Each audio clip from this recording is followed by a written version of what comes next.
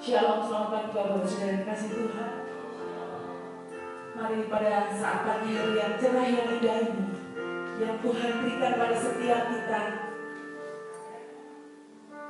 kita mau siapkan hati kita mau siapkan jiwa dan roh kita untuk datang kepada Tuhan. Firman Tuhan katakan dalam Yesaya 55 ayat 6, carilah Tuhan selama Ia berkenan ditemui, berserulah kepadanya selama Ia dekat. Mari saat pagi hari ini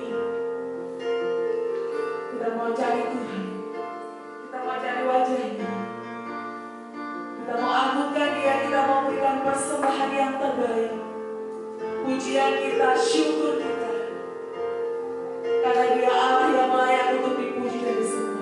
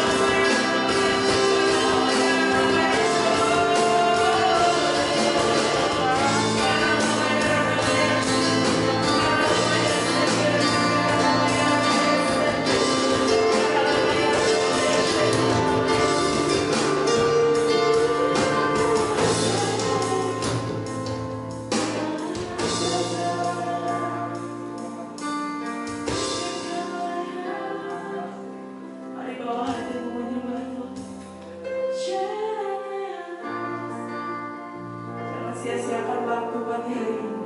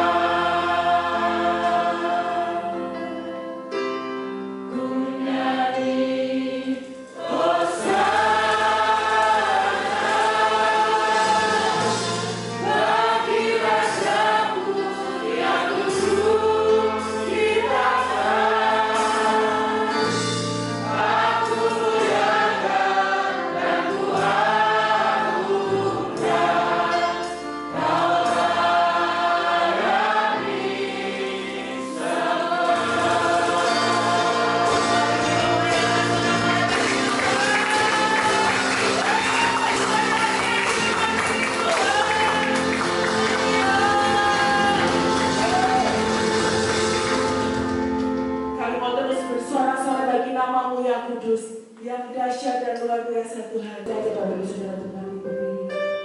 Kita persiapkan hati kita, jiwa dan roh kita untuk terima kebenaran firman Tuhan. Terima kasih Yesus. Mari kita puji Dia bersama-sama.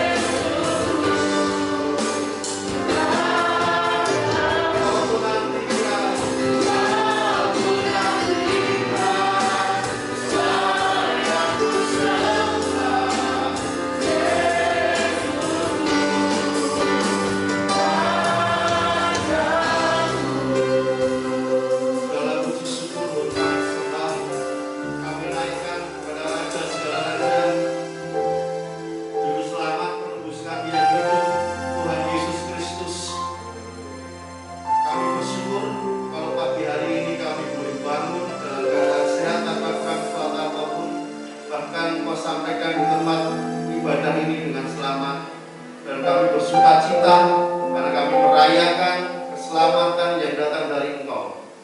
Kami bersuka cita karena dalam setiap pergumulan hidup Engkau campur tangan dan menolong kami.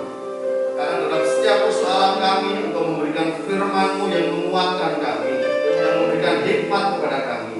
Untuk itu pada siang hari ini pada pagi hari ini Tuhan, kami akan merenungkan kebenaran firman-Mu.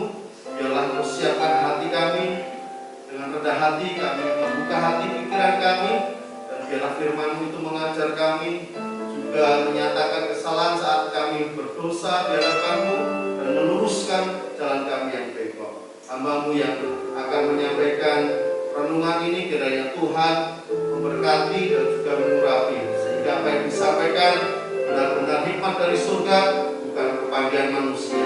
Dalam nama Tuhan Yesus kami berdoa, haleluya, amin. Silakan duduk, saudara.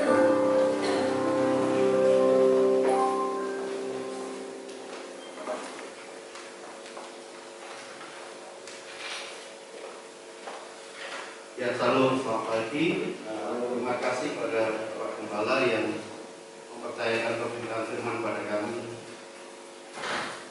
Sebelum saya membaca ayat-ayat yang akan kita renungkan, saya mau cerita dulu.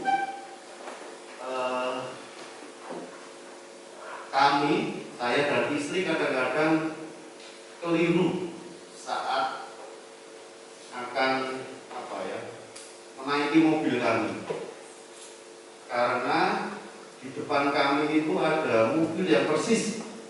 Pernah istri saya mau membuka pintu mobil tetangga saya, sebenarnya saya di depan. Itu sering terjadi. Nah, untuk meyakinkan itu bagaimana? Saya bilang lihat plat nomornya, karena warna sama, bentuk sama, merek sama, plat nomornya. Isek itu 1536, singkat. Nah, Bapak Ibu yang dikasih Tuhan Yesus, kadang-kadang dalam hidup kita juga ragu.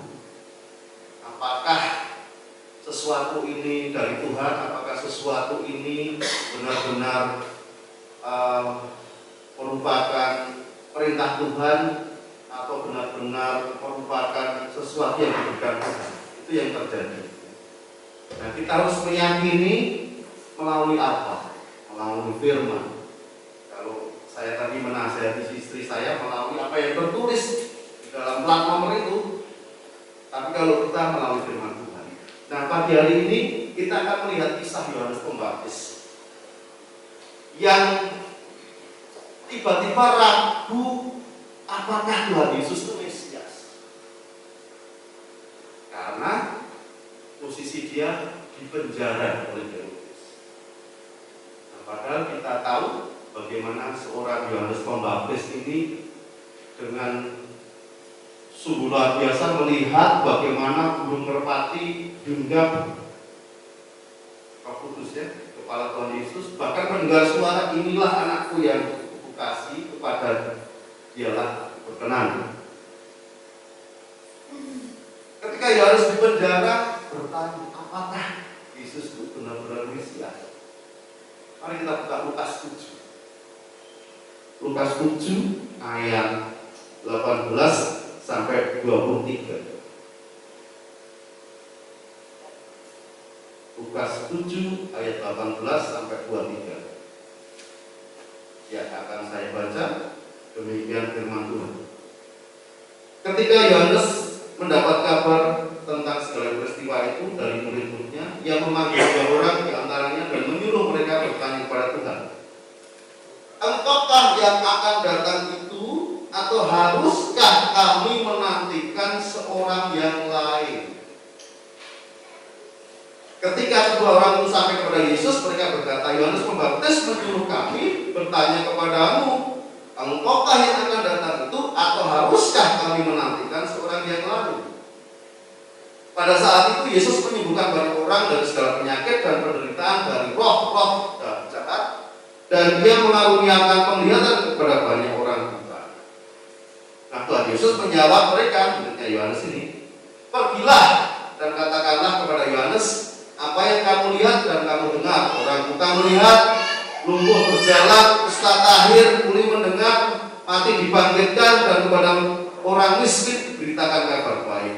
Dan berbahagialah orang yang tidak menjadi kecewa dan menolak aku. Katakan amin.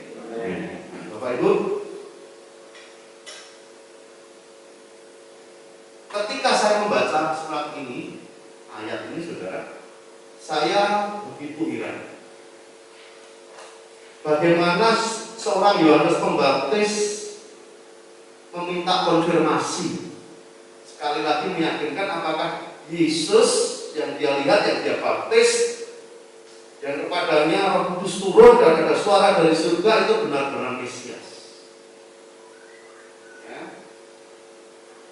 Posisi Yohanes waktu itu di penjara karena dia menegur Herodes di ayat-ayat sebelumnya. Karena Herodes memperistri istri saudaranya Herodias. Dan kemudian pertanyaannya sangat penting ya, karena dia ditugaskan membuka jalan dengan cara berkhotbah tentang pertobatan. Dia disebut di kitab Nabi itu sebagai suara-suara yang ada di padang gurun. Nah, ketika Yohanes mengutus dua muridnya bertanya pada Yesus, Tuhan apakah Engkau benar Mesias atau kami menantikan yang lain? Kemudian Yesus dengan kasihnya memberitakan pada dua murid Yohanes Pembaptis, katakan mujizat yang sudah terjadi dan ceritakan kepada Yohanes Pembaptis bahwa akulah dia. Nah, Bapak Ibu yang dikasih Tuhan Yesus, Yesus menjawab dengan fakta-fakta yang sudah dia lakukan. Kemudian juga menjawab dengan firman. Ketika dia mengatakan bahwa orang buta melihat, orang mati dibangkitkan, orang kusta tahir, itu sebenarnya ayat dari Yesaya 35 pasal 35 ayat 5 sampai 6 dan Yesaya 61 ayat 1. Jadi Tuhan Yesus menjawab dengan fakta bahwa aku telah menyembuhkan dan dengan firman Yesaya.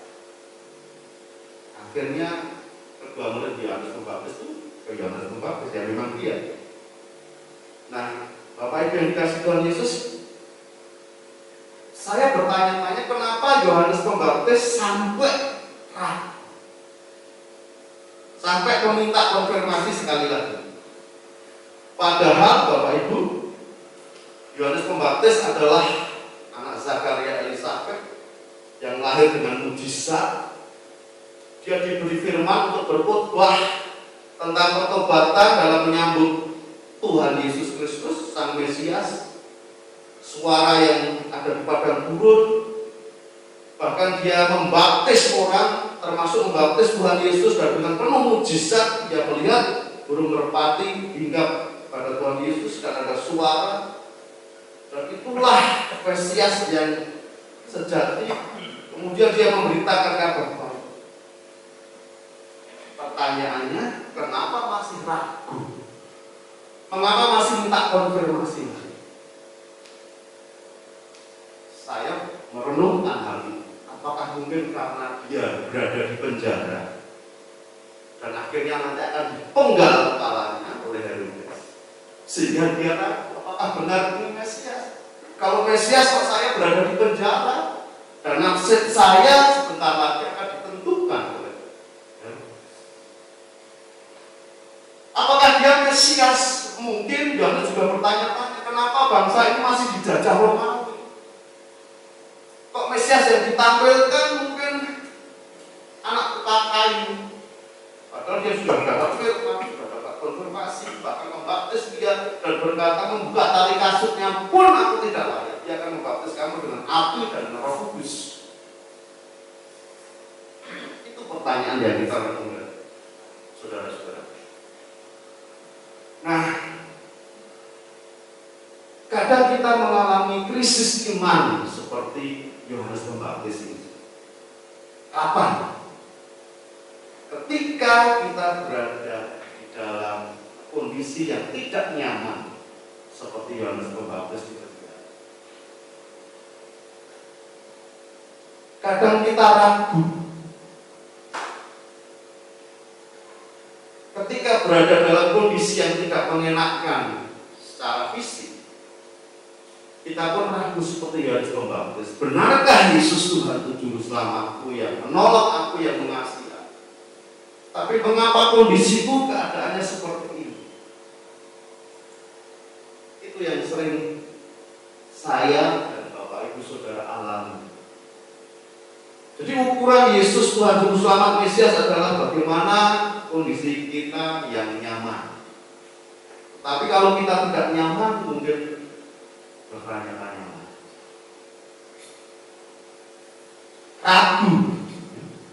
Ragu karena keadaan pertama. Ragu mungkin karena yang dia bayangkan sebagai Mesias, yang ideal itu tidak sesuai dengan faktual. Masih dijajah Romawi, dia masih di penjara, tetapi Mesias yang saya nantikan kok hanya area pelayanannya hanya di desa, di kota-kota kecil dan sebagainya.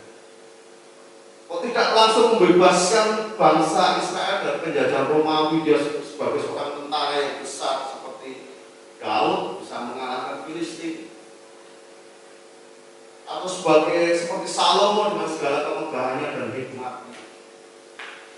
Tetapi kok anak tukang kayu?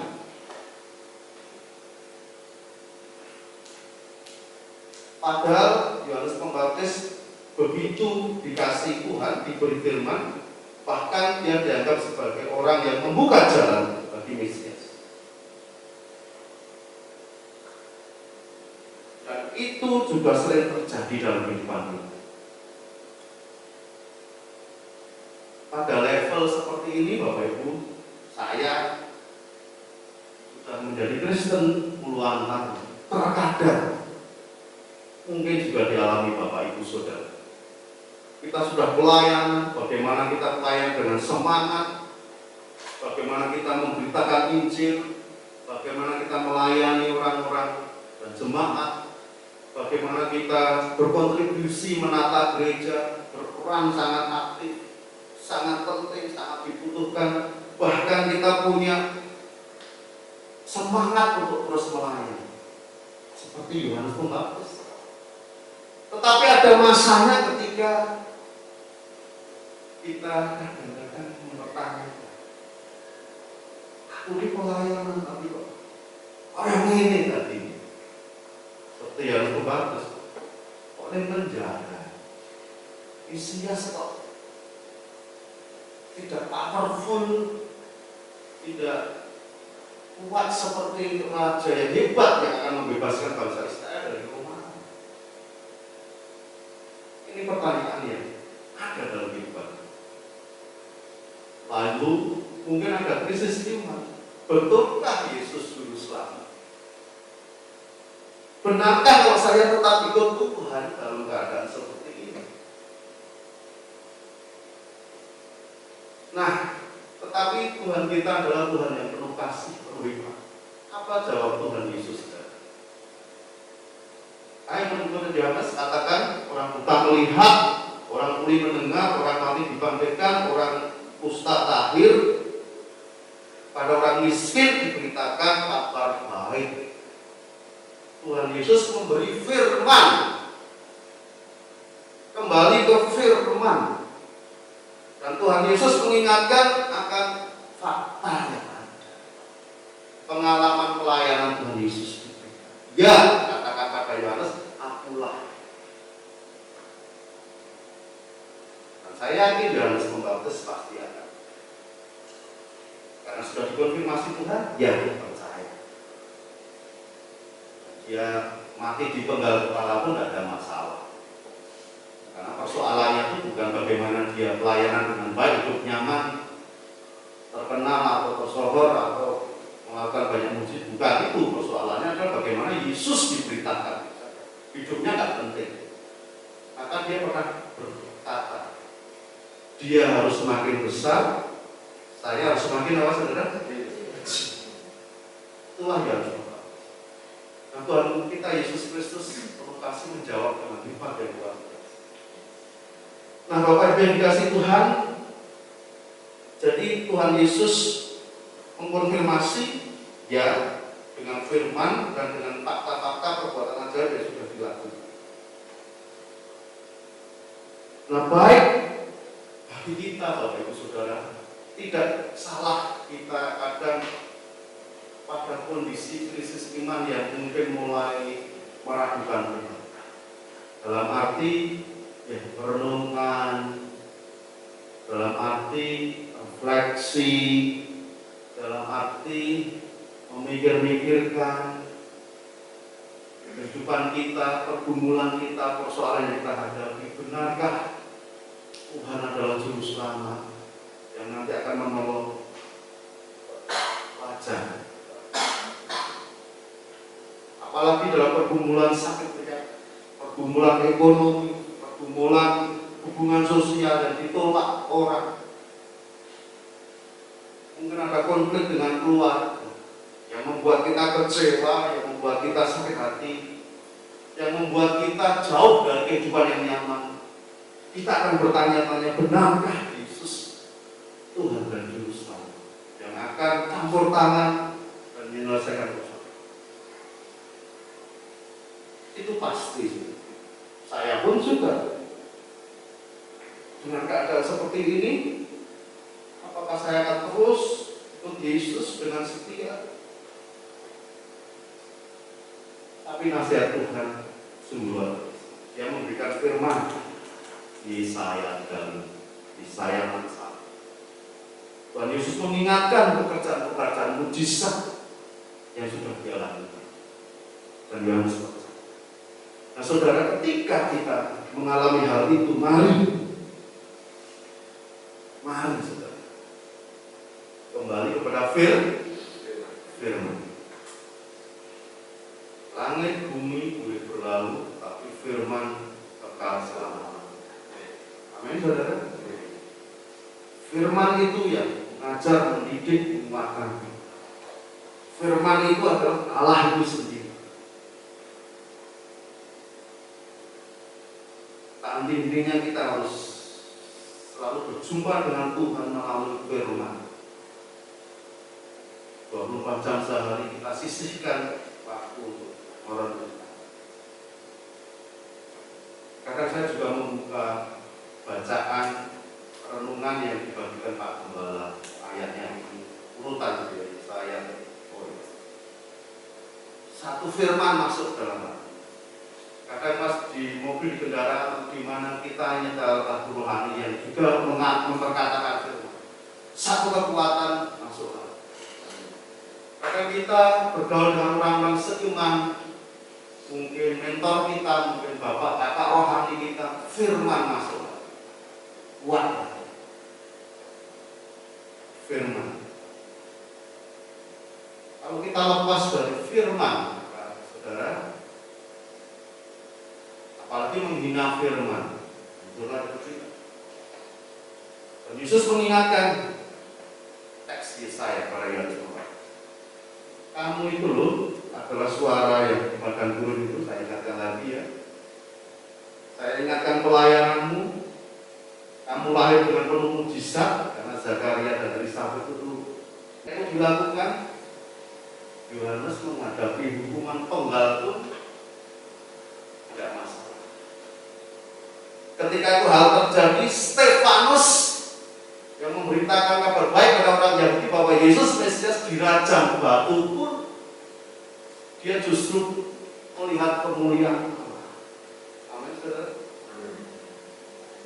Saya memang mengambil contoh-contoh bapak-bapak gereja kita, bapak-bapak iman kita yang tidak hidup nyaman.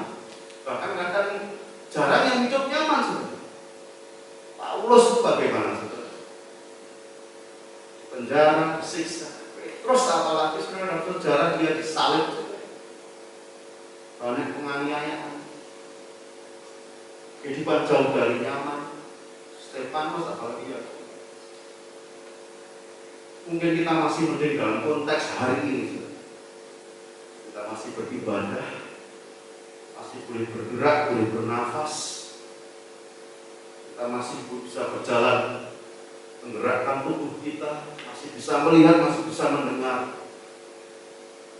Itu adalah karya-karya Tuhan kita masih diberi kesempatan untuk melayani, untuk berdoa, bahkan untuk beribadah. Negara lain pun akan susah. Nah, Bapak Ibu, saya berdoa dan berharap bahwa firman ini menguatkan Bapak Ibu. Memang kita tidak selalu berada pada masa-masa nyaman. Ada saatnya Tuhan berikan berkat luar biasa, puji Tuhan. Ada saatnya Tuhan memberikan orang-orang di sekitar kita mengasihi kita, oh puji Tuhan. Ada saatnya Tuhan memberikan berkat, kelimpahan, mungkin keuangan, mungkin sesuatu, puji Tuhan. Tapi kadang ada saatnya kita dibawa seperti Tuhan Yesus. Saat-saat orang memfitnah kita. Tapi ketika kita bertanya pada Tuhan, Tuhan akan kasih firman.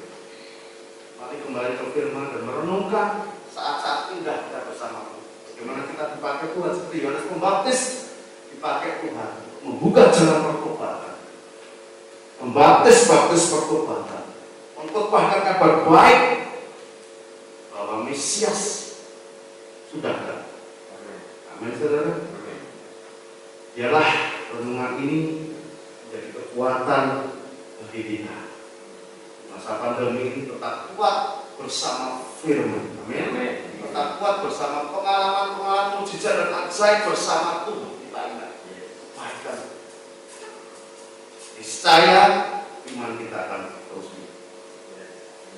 Amin. Tuhan memberkati. Kuasa-Mu terlebih besar, Tuhanku terlebih besar, tak pernah terlambat janji-Mu ya Tuhan, penolong itu. Mari saya undang untuk kami berdiri.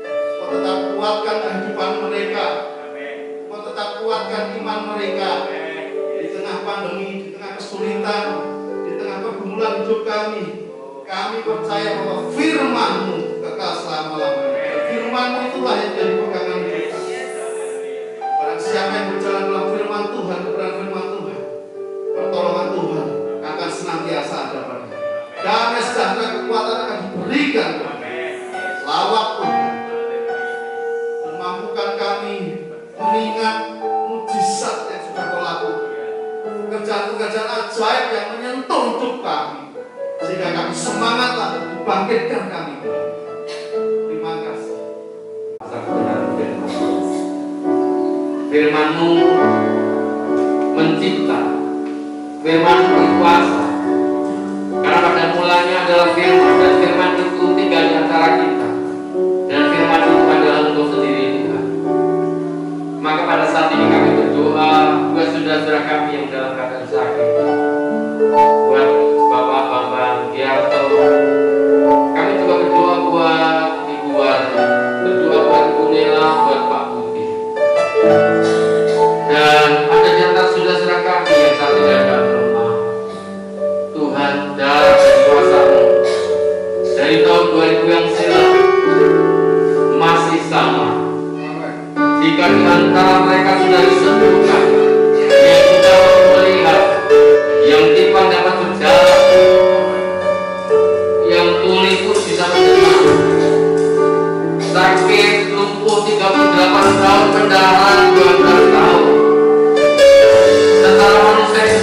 sesuatu yang tidak mungkin, bahkan sakit permanen karena dari lahir. Namun pada saat diletakkan di bawah kaki Tuhan dan Tuhan Yesus berjaya hidup mereka, maka saudara kami disembuhkan Tuhan, diberikan Tuhan, ditolong Tuhan dari nama Yesus Kristus. Mujizat telah terjadi bagi kebenaran kasih kami. Hidup kami hidup karena iman, dan iman itu sangat menentukan besar kecilnya berkat yang kami terima. Demi nama Tuhan Yesus Kristus, berkat dan pertolongan Allah terjadi bagi kehidupan saudara kami. Bapak Bambang, Pak Putih, Bu Nela, dan Bu Armi. Demi nama Yesus, kuasa pertolonganmu sungguh nyata. Kuasa pertolonganmu sungguh begitu indah dalam hidup mereka, sehingga mereka berkumpul bersama dengan kami. Tidak ada satu perkara yang sukar dan mustahil bagi mereka untuk mendapat pertolongan dari Tuhan. Demikian juga kami menyerahkan seluruh bangsa negara, di mana situasi kondisi sekarang politik sudah semakin memanas, organisasi begitu beringat. Kiranya Tuhan menolong bangsa ini karena tangan Tuhan, karena campur tangan Tuhan. Bangsa Indonesia ini ada karena campur tangan Tuhan. Berkati para pemimpin kami, berkati mulai dari presiden, wakil presiden, para menteri, panglima, kapolri, dari tingkat pusat sampai daerah, bahkan instansi-instansi terkait yang mengambil kebijakan. Tuhan tolong, bahkan DPR dan MPR, Tuhan tolong mereka. Kota kami Jogja, kota kami Sleman, di dalam nama Yesus kami taruh kota kami ke dalam tangan-Mu. Begitu pula jemaat di tempat ini Tuhan. Meskipun kami menghadapi situasi kondisi yang sulit, namun bagi orang yang berharap berserah sepenuh pada Tuhan, kami akan melewati jalan yang sulit itu. Dan itu di sana Tuhan sudah memberikan pengalaman yang indah. Tuhan memberikan sukacita dan kekuatan yang luar biasa. Ada berkat di bulan Tuhan dan terima kasih Tuhan, terima kasih. Kami percaya Tuhan tidak pernah meninggalkan setiap sesuatu. Tuhan terus tolong semangat-Mu, baik rumah tangga, baik ekonomi, baik rezeki, baik suami, baik istri, anak-anak dalam hidup mereka. Tuhan tolong setiap semangat-Mu. Hamba mempercayakan semangat-Mu di tempat ini ke dalam tangan Tuhan. Jika sebentar kami akan pulang, kami akan meninggalkan tempat ini. Berkati acara Natal tanggal 26, baik yang dari tempat ini maupun Tugu maupun yang di Jalan Bandung. Tuhan Yesus, Tuhan tolong, Tuhan berkati Tuhan. Terima kasih. Jemaat yang diberkati Tuhan, arahkan mata iman-Mu tertuju kepada Tuhan. Jangan takut, jangan berkecil hati. Sebab Allah yang menyertai-Mu itu jauh lebih perkasa, lebih dahsyat, lebih hebat. Segala sesuatu yang kelihatannya mustahil, segala sesuatu yang kelihatannya tidak mungkin, jika engkau berserah sepenuh kepada Tuhan, Tuhan akan menolong. Tuhan akan memberikan jalan keluar begitu indah atas hidupmu. Sebab itu, tenanglah, hadapi semua bersama dengan Tuhan, maka engkau akan sanggup menanggung segala sesuatu. Engkau akan dibawa naik dan bukan turun, engkau akan dibawa maju dan bukan mundur. Maka segala perjalanan akan berhasil beruntung karena Tuhan Yesus menyertai. Melakukan anugerah sukacita dan sejahtera kasih sayang yang sempurna yang datang dari Allah Bapa dan Putra. Demi nama Tuhan Yesus Kristus, kami mohonkan doa berkat.